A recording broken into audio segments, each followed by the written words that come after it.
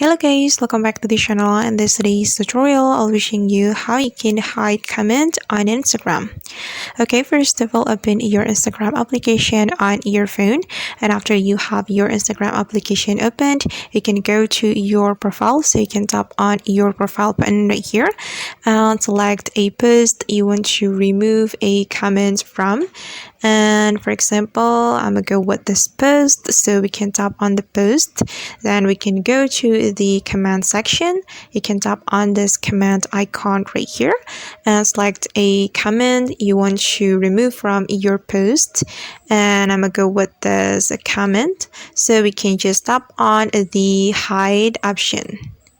Okay, and after that the comment will be hidden from your Instagram post.